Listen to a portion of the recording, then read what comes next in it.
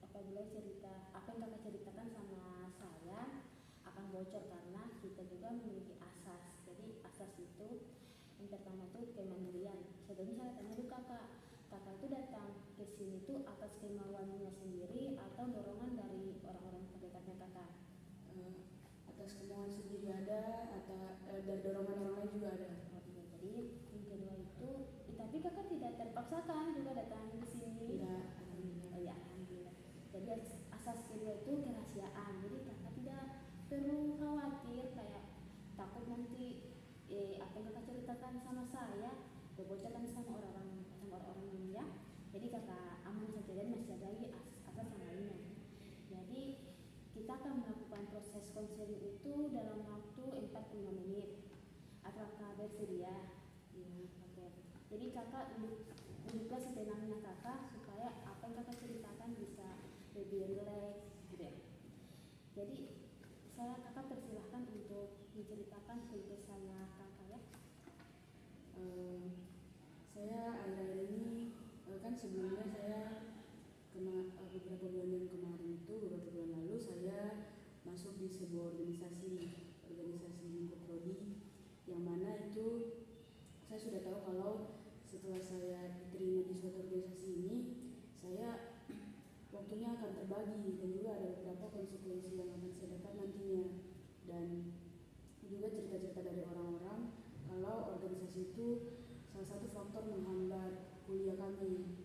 Nah, cuman saya merasa kayak tidak mungkin itu kalau misalnya organisasi menjadi penghambat mata kuliah, apalagi menjadi penyebab nilai mata kuliah itu jelek, tidak mungkin. Nah, jadi saya berusaha untuk membuktikan kepada orang-orang yang berpikiran seperti itu kalau saya ini sebagai contoh kalau mata kuliah organisasi itu tidak menjadi penghambat mata kuliah. Namun akhir-akhir ini saya merasa nilai saya dan juga performa saya dalam menjalani perkuliahan itu semakin menurun gitu.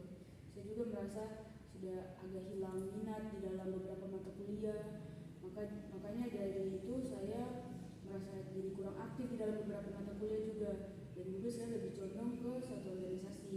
Apalagi di organisasi ini saya diberikan tanggung jawab yang lumayan besar untuk dalam organisasi ini, untuk seukuran organisasi ini. Jadi saya merasa kayak saya tidak efisien dalam membagi waktuku dan juga dalam membagi prioritas, walaupun saya tahu prioritasku itu adalah berkuliah, tapi saya merasa akhir-akhir ini saya lebih condong ke organisasi. Dan juga yang saya pusingkan itu nilai saya yang semakin hari itu semakin menurun gitu menurutku, dan juga saya yang semakin malas untuk mengerjakan tugas rumah, tugas kuliah. Jadi saya merasa mungkin bicara-bicara orang yang kalau organisasi itu menjadi penghambat itu ada betulnya. Oke. Jadi untuk sejauh ini apa yang kakak lakukan dan supaya kakak merasa tenang gitu? Kalau untuk merasa tenang sih, saya rasa saya sudah beberapa kali melakukan penenangan diri dengan cara sugesti diri saya sendiri. Saya beberapa kali sering kayak berbicara di depan kaca. Itu saya pernah lihat dari beberapa media sosial kalau berbicara di depan kaca itu salah satu teknik yang ampuh gitu untuk melawan pikiran-pikiran yang buruk di dalam pikiran kita. Nah, saya sudah beberapa kali mencoba itu dan juga mensugesti diri saya kalau saya itu bisa lebih baik lagi dalam mata kuliah saya, dan juga bisa lebih menempatkan lagi, lebih fokus lagi di mana prioritas saya gitu. Jadi setelah kakak melakukan trik-trik yang kakak bilang tadi, apa yang kakak rasakan? Apakah semakin kakak rasa makin baik atau bagaimana kak? Setelah saya melakukan hal-hal tersebut, saya rasanya cuma tenang, tapi sesaat saja. Setelah itu pikiran-pikiran itu kembali datang. Berarti kita bisa tarik kesimpulan ya. Jadi bisa kita simpulkan bahwa kakak ini mengalami gangguan kecemasan, dan gangguan kecemasan itu ada beberapa jenisnya.